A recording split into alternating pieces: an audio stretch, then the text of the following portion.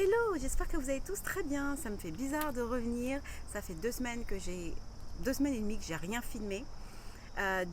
Installer ma caméra et tout, franchement, ça me fait vraiment plaisir. J'ai énormément de retard sur tout ce que j'avais à faire dans le jardin. De très mauvaises nouvelles en ce qui concerne le jardin, pas en ce qui me concerne. Moi, je vais beaucoup mieux. J'ai l'impression d'avoir des trous dans la bouche. Mais à part ça, je ne ressemble plus à un hamster. Je ne souffre plus le martyre. Et en fait, ce qui s'est passé, c'est que juste après avoir enlevé mes 4 dents de sagesse, j'ai attrapé la crève. En fait, Grace a été malade. J'ai attrapé sa crève. Et donc, je me suis retrouvée avec la douleur des dents de sagesse, plus la crève, plus mes trucs de fille. En même temps, c'était un petit peu trop pour une seule personne. Donc j'étais HS, mais vraiment HS pendant au moins 5 jours. Et après ça, forcément, le fait de manger, de boire que des trucs liquides, pas beaucoup d'énergie. Et, euh, et voilà, donc c'était pas au top, mais là, je vais beaucoup mieux. Et je suis très contente, même si, comme je vous l'ai dit, il y a des catastrophes dans le jardin. Franchement, j'ai eu envie de chialer. Et en plus de ça, oui, pendant 2 semaines, il n'a pas plu. Pas une goutte de pluie. Donc, je n'ai rien arrosé, comme j'ai pas de système d'irrigation automatique. Il y a plein de choses qui étaient dans un état pitoyable. Mes hibiscus en ont énormément souffert. D'autres choses aussi, mes coléus sont morts. J'ai réussi à sauver une partie du Black Dragon, vous savez, celui qui était violet très très foncé. Donc j'ai bouturé l'autre, il n'y avait rien à faire. Donc voilà, vraiment j'étais super dégoûtée parce que vous savez à quel point j'étais fière de mes coléus. Et je voulais absolument les garder en intérieur en hiver. Le plus grand est totalement mort de chez mort. J'ai demandé à mon mari d'arroser les tomates et les légumes, quoi. Au moins ça a été fait. Donc ça va. Mais je lui ai demandé aussi d'arroser mes plantes d'intérieur qui étaient à l'extérieur. Donc ça il l'a fait. Mais les coléus n'ont pas forcément été arrosés. Enfin bon, je ne peux pas lui en vouloir. Il devait gérer et les enfants et la maison et tout en même temps parce que j'étais au bout du rouleau. Donc, mais bon, c'est pas grave. Écoutez, ça arrive. Les rosiers vont bien, bizarrement, ils n'ont pas été arrosés depuis je ne sais pas combien de temps. Bon, après, j'ai repris l'arrosage et il a plu pour la première fois hier. Pour la première fois depuis 2 semaines et demie, il a plu hier, j'étais trop contente. Donc voilà pour la petite longue introduction. Aujourd'hui, on a pas mal de choses à faire. Et en fait, je pense que je vais filmer, mais que ce sera sur 2 vidéos parce que ce sera beaucoup trop long. J'ai énormément de choses à déplacer. J'ai aussi des choses dont je ne veux plus dans le jardin parce qu'ils sont en mauvais état ou quoi que ce soit. Et dans ma tête, j'essaye de me dire qu'est-ce que je dois déplacer en premier pour pouvoir déplacer en second. Donc vous allez vous dire, oh je pensais que tu allais revenir en commençant par l'îlot et tout. En fait non, il y a des choses que je dois déplacer avant de faire l'îlot. Vous allez comprendre pourquoi, parce que tout est connecté en fait. J'ai envie de sauver l'herbe en fait qu'il y a sur la partie de l'îlot pour la récupérer, pour la réutiliser ailleurs, pour pas avoir à acheter des graines et à planter de l'herbe. Voilà, parce que j'ai déjà fait ce système-là de récupérer l'herbe et de le planter ailleurs, ça marche hyper bien. Donc j'ai envie de le refaire et pour ça il faut d'abord que j'enlève les choses qui sont dans les recoins où je veux planter l'herbe en question. Donc j'ai beaucoup de travail à faire en amont de l'îlot que je veux créer. Et puis comme je l'ai dit aussi, il y a beaucoup de choses que je veux changer de place.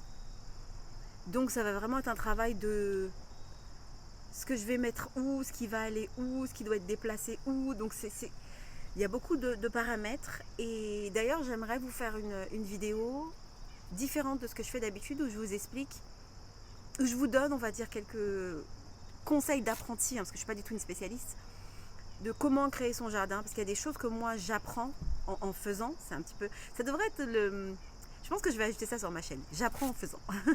Parce que c'est vraiment mon histoire avec mon jardin, c'est j'apprends en faisant. Et il y a des choses que j'ai compris, que j'ai, entre guillemets, je ne veux pas dire que ce sont des erreurs, mais ce sont des choses qu'on comprend pas tout de suite quand on crée son jardin. qui ne vont pas dans mon jardin. Il y a des choses qui ne vont pas. Je ne vais pas rentrer dans les détails aujourd'hui, mais vous allez peut-être comprendre en voyant ce que je déplace et où je les déplace, ce qui ne va pas. Et également, dernière chose qu'on va faire aujourd'hui, mais j'ai déjà commencé ce week-end, c'est qu'il y a des choses que je vais retirer, que je vais donner à ma belle-mère, parce que ma belle-mère travaille dans un parc public. Et en fait, dans ce parc, elle plante en fait des fleurs, des choses comme ça. Et du coup, elle récupère ce que les gens lui donnent pour pas avoir à acheter, parce qu'il n'y a pas vraiment de budget pour ça. Donc il y a pas mal de choses qui poussent en abondance dans mon jardin, dont je veux plus, que je lui donne. Donc il y a des choses que je vais retirer aujourd'hui. Je vais les mettre dans l'eau, elle va venir les récupérer dans 2-3 heures. Comme ça va déjà commencer à nous faire de la place. Vous allez voir que à la fin de cette première partie de la vidéo, déjà, il va y avoir des changements dans le jardin. Et voilà, on va déplacer plein de choses. Vous allez être choqués, mais ne vous inquiétez pas, ça va aller. Oh, et également, parce que si je continue à parler à chaque fois, au milieu de chaque étape de ce que je vais faire ce matin, on va pas s'en sortir. Du coup, je vous ai fait une longue introduction et après ça, je ne parle plus. Ou alors je vous ferai un petit peu de voix off pour vous expliquer entre guillemets ce que je suis en train de faire. Mais là, on est parti, on va bosser. C'est parti. You want to say hi? Yes. Hi.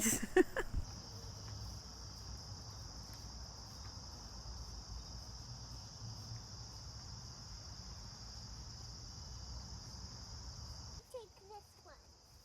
I'm gonna take this little bitty stubby. Yes.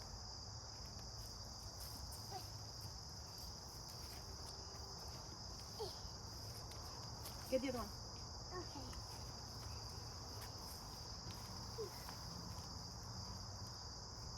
Thank you.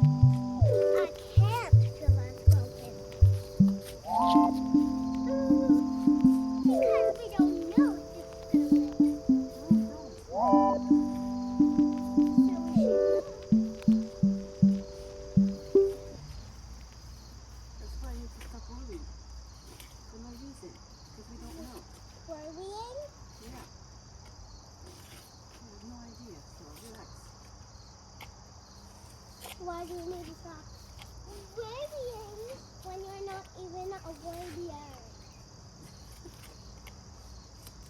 What are you talking about? I'm talking about when you say worry, worry, worry. There's no need to worry. I mean, there is, but we don't know if it's going to rain. We don't know if it's gonna rain. So relax. Is that true? What is true? That we don't know. Do you know if it's going to rain? Yes. Is it going to rain? Well, the sky's starting to get dark, sort of. Yeah, well, let's just do what we have to do and then we can go back inside. Well, it's Yeah. gonna take a little more time because that's Monk's garden.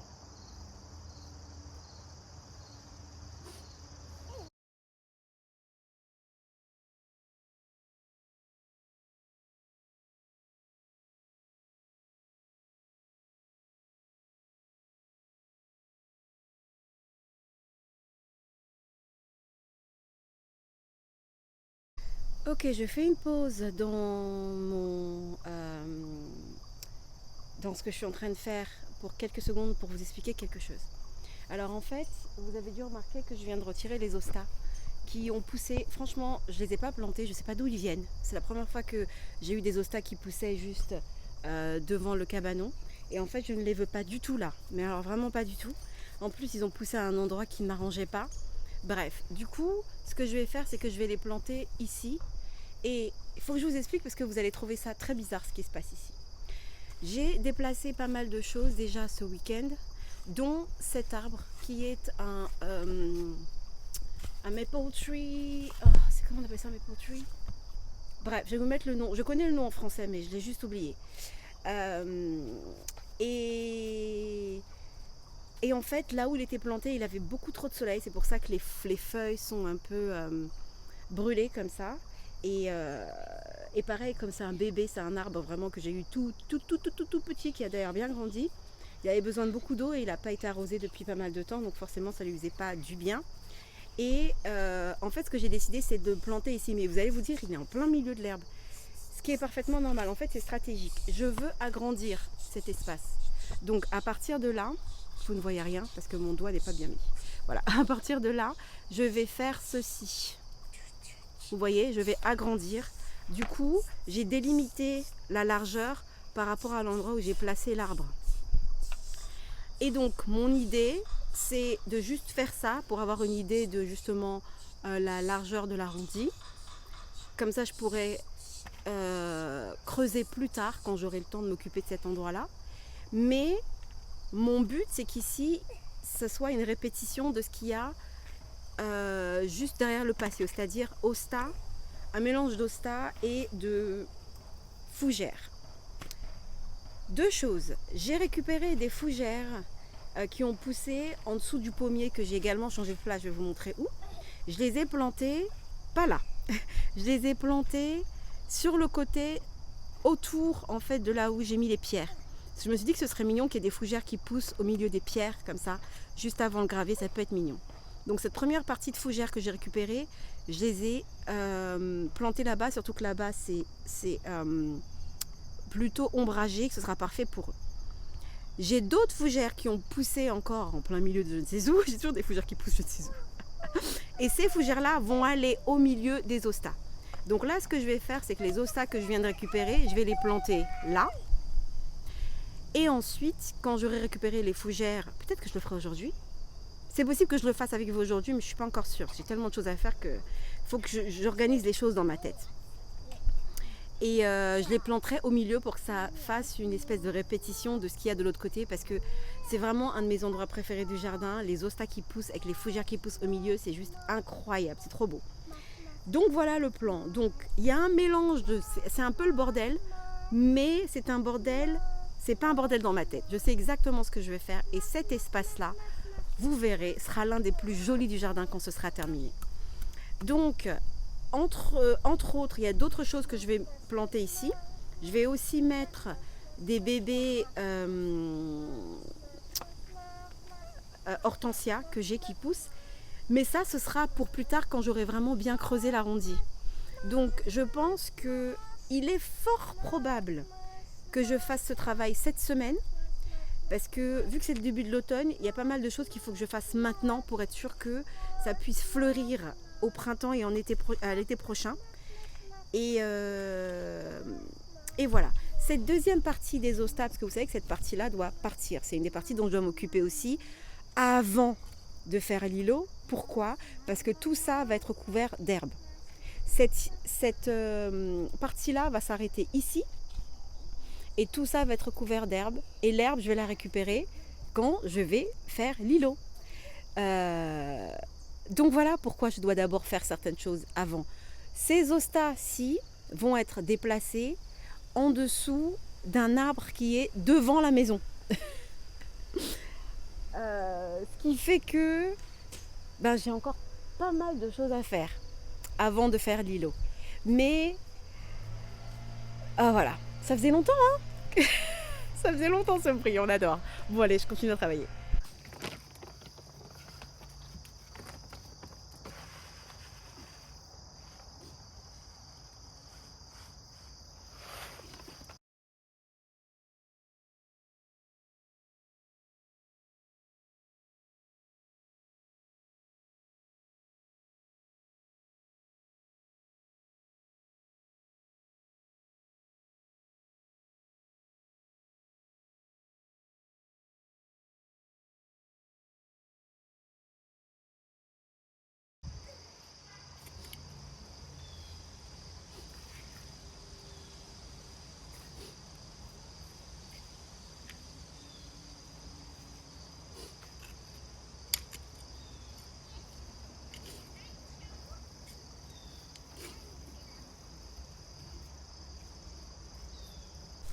Bon là du coup, je sais pas si vous allez bien voir, mais j'ai commencé à retirer les lys d'un jour qui étaient là. En fait le but c'est que je retire tous ces lys là. Il y a une partie là que je vais donner à ma belle-mère et le reste va être planté devant la maison. En fait l'idée c'est que je le ferai je pense la semaine prochaine, je sais pas, enfin non pas la semaine prochaine. Peut-être à la fin de cette semaine, je sais pas trop, mais assez rapidement. Parce qu'en fait, pareil, je vais mettre de l'herbe là, autour là. Et ce banc de fleurs va s'arrêter là. Donc là, en fait, j'avais besoin de libérer juste cet espace pour aujourd'hui. Parce que je vais planter quelque chose juste là. Et voilà, donc ça c'est pour ma belle-mère. Je vais aussi retirer les lilas qui sont à côté. Attendez, je vais vous montrer, plutôt comme ça vous allez voir. Donc les voilà, ces lilas que j'avais plantés ici. En fait, je me rends compte que quand l'hibiscus pousse, ça fait trop d'ombre au lilas, même si le lilas normalement fleurit avant que les hibiscus soient comme ça. Mais l'idée d'avoir les deux comme ça côte à côte, ça va pas du tout au niveau de la hauteur. C'est là où je vous disais que justement il y a des choses auxquelles j'ai pas pensé quand j'ai commencé à créer ce jardin et à planter ce que j'ai planté. Du coup ici en fait ce qu'il faut, ce sont des fleurs ou en tout cas quelque chose qui est bas, qui pousse un peu à ras-le-sol, parce qu'on a de ce côté-là les hortensias, les hydrangeas qui poussent très haut, et on a de l'autre côté l'hibiscus qui est très haut, donc ça c'est un peu au milieu, ça va pas du tout. Donc je vais les donner à ma belle-mère, je vais les transplanter et lui donner.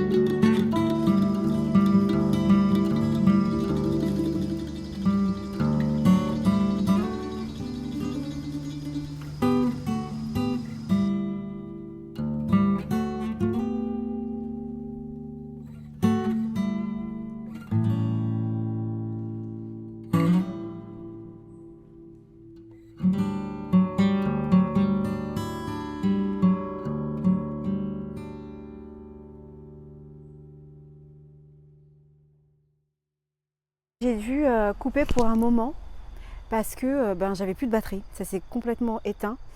Donc j'ai terminé ce que j'étais en train de faire, notamment avec l'hortensia, le big hortensia que j'ai séparé. Ça a été physique. Et en plus j'en ai deux autres du même type, dont un peu plus grand et un peu plus petit à déplacer. Donc au moins je saurais comment faire. Je pense que la bonne technique, c'est d'essayer de les séparer par partie, parce que c'est impossible de déterrer en entier. Donc je vous montre ce que j'ai fait pour le moment et à la suite vendredi. Voilà, donc on est un peu en fin de journée, donc le soleil nous a quittés, donc la lumière va pas être au top. Mais bon voilà, dans ce coin-là, vous voyez déjà, c'est pas tracé, la ligne n'est pas tracée, c'est pas propre on va dire, il n'y a pas de paillis ni rien, mais c'est déjà beaucoup mieux. Ça commence à ressembler à quelque chose, n'est-ce pas? Oh, j'ai hâte de terminer cette parfum terminée. Non, parce qu'il y a aussi des fleurs que je vais planter ici, mais que je dois d'abord garder au frigo pendant plusieurs mois. Donc quand ce sera fait et que ce sera planté et que au printemps prochain ça commencera à fleurir et tout, ce sera magnifique. Donc voilà pour le moment. Et puis l'autre côté, puisqu'on a travaillé sur deux espaces aujourd'hui. Donc l'autre côté, le voici. Voilà, donc à terme, donc là on a bien notre rosier qui pousse en plus en hauteur, donc ça va être super joli ici. On a une persistante, on a ça, on verra bien ce que ça donnera, ma foi. Mais bon, en même temps, si ça repousse pas, c'est pas grave, je pourrais toujours mettre des annuels ici, donc c'est pas très grave. Et on a l'autre moitié de l'hortensia. Voilà, donc je suis contente. Et en fait, cette partie va rester comme ça va s'arrêter là. Et tout ce qui est derrière va partir. Donc, je m'en occuperai peut-être pour la prochaine vidéo, j'espère. Et puis voilà. Je ne sais pas si je vais continuer là à travailler ce soir. Bon, ça, si vous vous souvenez, c'est ce qui va sur l'îlot. Je le répète tout le temps, mais c'est parce que vous devez vous dire pourquoi il y a des pots. Pour ceux qui viennent d'arriver, pourquoi il y a des pots? Parce que tout ça va être planté quelque part. Et en fait, ici, que j'essaie de vous montrer, j'ai donc planté des fougères. Ici, dans tous les petits coins, il y a des fougères. Oh non, ça a été déterré. Oh, voilà, ça c'est les écureuils. Ils sont chiants. Hein. Bon voilà, ici il y en a. Et là, j'avais aussi planté des fougères. Ça a été, vous voyez, ils sont là. Ils ont été déterrés. Ça, c'est les fichus écureuils qui sont... Désolée, vous ne voyez même pas. C'est des fichus écureuils, ils sont trop chiants. Ils aiment toujours déterrer parce qu'ils ne savent jamais où ils ont caché leur noix. Et du coup, ils les cherchent et ils déterrent tout. Ils sont vraiment embêtants. Voilà. Et il y en avait un autre là ou pas? Est-ce qu'ils ont aussi déterré quelque chose là? Non, il n'y avait rien d'autre là. Donc voilà. Voilà. Et donc le but, c'est l'autre hortensia que je vais déplacer. Il y en a un qui va venir ici, dans cet espace-là. Et le plus grand va aller devant la maison. Et vous vous demandez où? Ben vous allez voir. Parce qu'en fait, il y a des choses qui sont devant la maison qui vont être déplacées. Bref, c'est la folie. Donc voilà, on a bien travaillé. Ça a l'air d'être pas énorme ce que j'ai fait aujourd'hui, mais c'est du sport. Ok, bon, on se retrouve pour la partie 2. Vous savez quoi? Je pense qu'il y aura même une partie 3, parce que même la partie 2, j'aurais pas terminé. Donc on se retrouve pour la partie 2 sur 3. À bientôt. Bye. Et regardez mes escaliers tout tristes. Il n'y a plus rien. Regardez-moi ça. La tristesse.